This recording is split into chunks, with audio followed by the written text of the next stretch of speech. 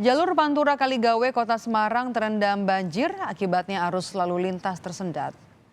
Sopir truk hanya bisa pasrah terjebak antrean panjang kendaraan. Tak sedikit pula truk yang mogok karena nekat menerobos banjir. Akibat banjir di jalur Pantura Kaligawe, hanya kendaraan besar saja yang bisa melintas di sejumlah titik.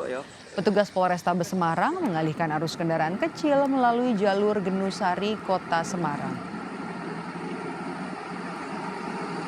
Untuk arus lalu lintas terkini, kita melaksanakan rekayasa pada sore hari ini dari Demak menuju Kota Semarang, khusus mobil kecil, kita alihkan ke kiri seluruhnya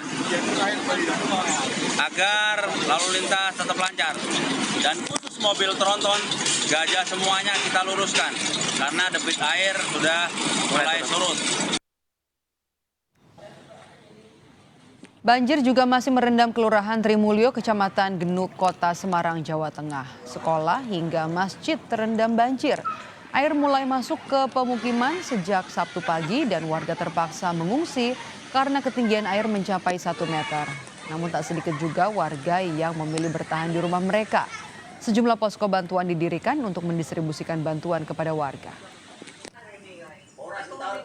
Mulai terendam yaitu tanggal 31 malam tahun baru itu Mas, habis maghrib itu air mulai masuk ke pemukiman warga. Untuk saat ini paling rendah berapa, paling dalam berapa nih? Yang di warga itu bervariasi Mas, ada yang sampai dengan 1 meter. 1 meter ada ya? 1 meter ada.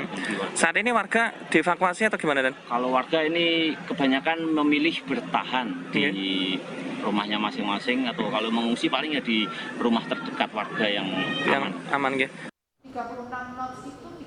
Badan Meteorologi, Klimatologi, dan Geofisika BMKG menyatakan Provinsi Jawa Tengah masih berpotensi mengalami hujan sedang hingga lebat hingga Februari mendatang.